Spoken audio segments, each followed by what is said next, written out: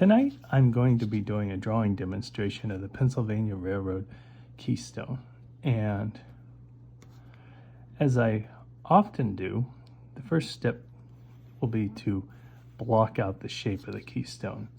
Now, one of the most important parts of doing this keystone drawing demonstration is so that you get a feel for the Pennsylvania Railroad logo, because in many of your drawings, pretty much all your drawings, you're not going to be doing the keystone anywhere near the size that we're doing it. Well, obviously here, but in any large size, you'll mainly be doing the keystone, except for on a few boxcars. The keystone is often very small, and basically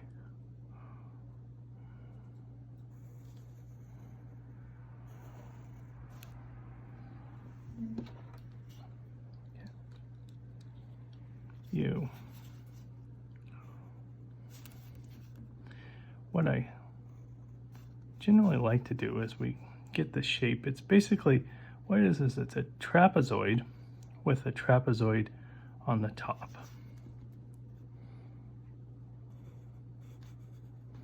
Kind of a sort of upside down as we usually see trapezoids.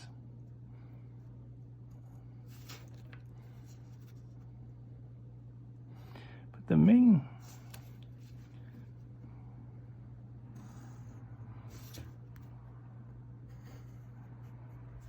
reason of what you want to do is sort of block out this one trapezoid shape and then block out sort of another trapezoid shape and just kind of join them together.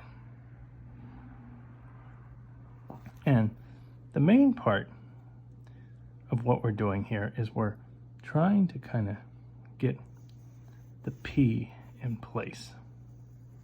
That's actually one of the more challenging parts of the whole process, is getting the P so that the two R's sit. The outside trapezoid, once you have it done, it's good to draw it. I often end up drawing it a tiny bit wider than it needs to be, especially on pieces of freight equipment, because what happens is, to get all of this PRR that's going on,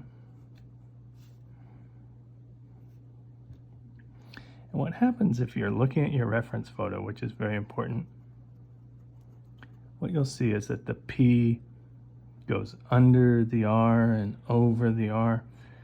Don't worry about that, really. Your main focus should just be get the P into the drawing, and then you kind of start to worry about where the R's go, but get the P into the center, basically, of the drawing, and even get that P so that it kind of has enough of a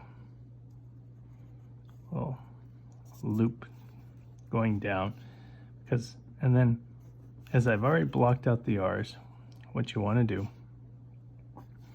is get this R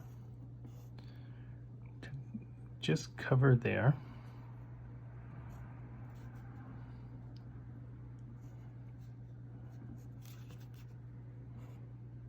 and this R goes over,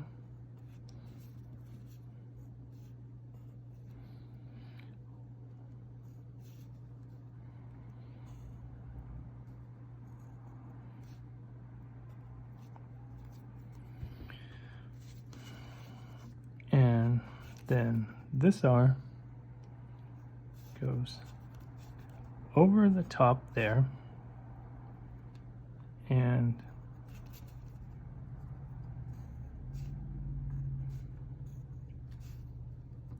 under. Now, the one thing I've always talked about, like numbers being next to each other, they look the same. These two R's are probably two R's next to each other that the most kind of look the tiniest bit different because of the way they wrap.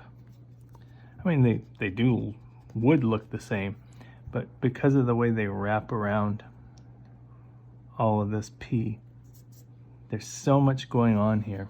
This R here, I should make this bottom leg of it. Get the eraser dust out. The PRRRs go right to the base pretty much.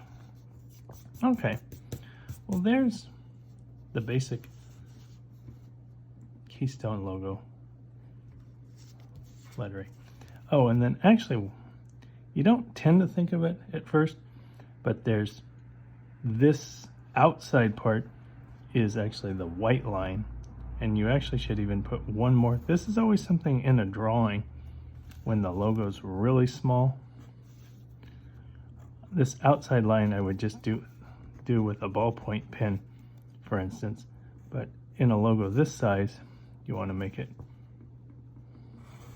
thicker. So you really need to put a second outside line. Yeah. And in the case of the broadband scheme, it would even have the drop shadow on it.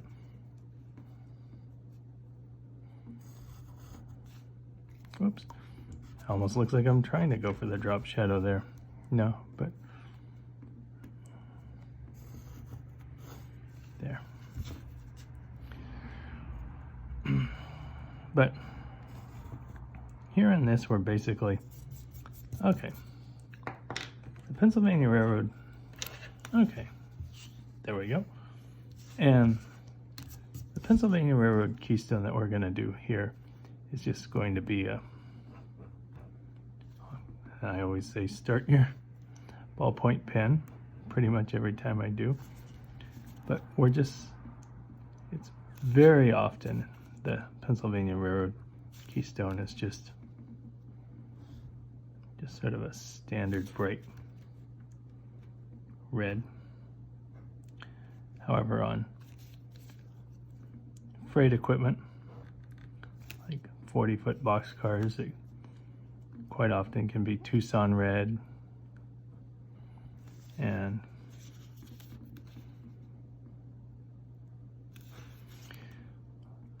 that's, as I've said before, that's can be common with logos, is that logos can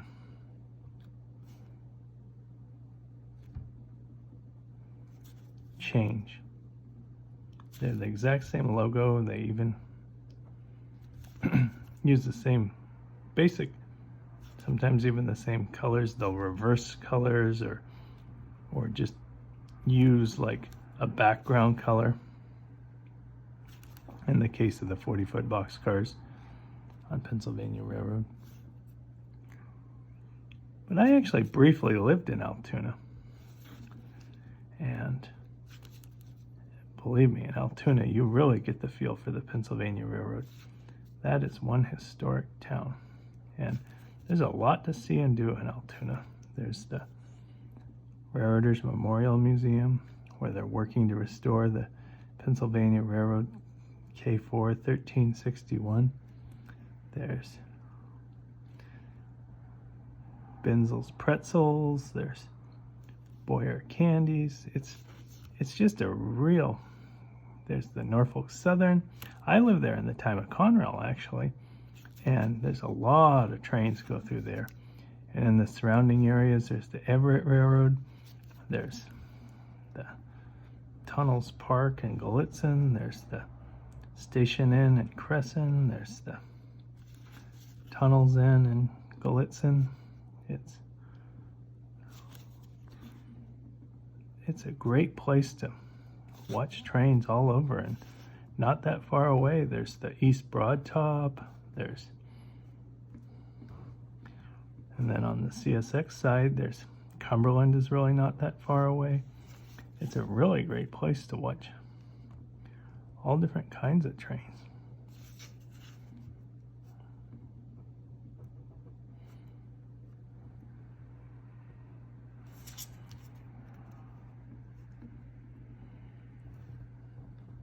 My hand often covers this up quite a bit, but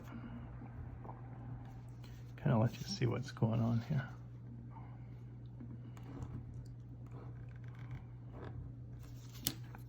But that was actually a great opportunity to live in Altoona. Get to watch Conrail, get the feel for the Pennsylvania Railroad. I often say it was a time where I wanted to study more about the Pennsylvania Railroad.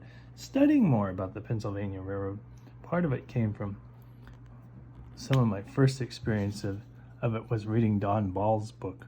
And that's actually what made me really fall in love with the Pennsylvania Railroad.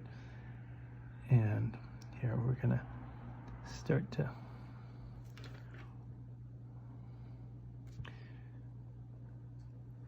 because when I was first doing train shows, people would say, "Do you have the Pennsylvania Railroad?" And I was just starting out, and I had done Southern Pacific out here in California and Western Pacific, and I hadn't done Pennsylvania Railroad yet. I had done Conrail, and I had just done Penn Central, and they were like, "No, we want Pennsylvania Railroad." And the thing was, Pennsylvania Railroad is the standard railroad of the world. And I ended up doing 2 E units of Pennsylvania Railroad. But then in getting Don Ball's book, I really learned about so much more of the feel of the Pennsylvania Railroad, like where he talks about Altoona, and that's actually what really inspired me to move to Altoona. And I talk about it being sort of studying Altoona, but studying it was more reading Don Ball's book, and living it was living in Altoona, where you really got the feel, where you saw all the houses along the tracks, where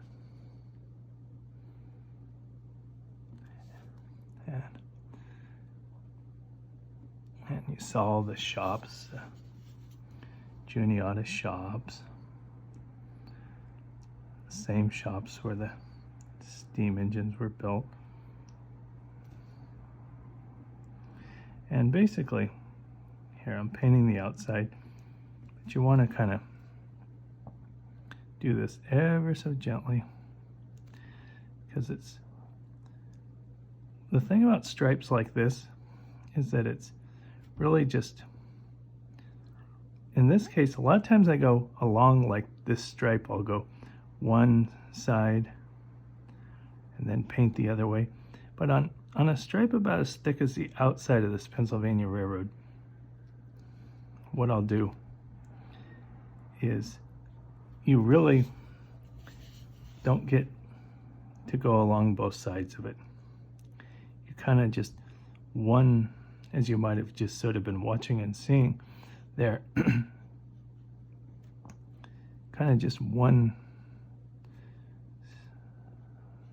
stroke of the brush kind of gets both sides of it. And the thing about it is, when that happens, you have to be a little more careful, and you can end up touching it up on the other side, but you really that much more don't want to go out of the lines. And that's actually something that you really want to practice, is to make it be straight kind of on both sides. That takes a lot of time and patience and years of practice.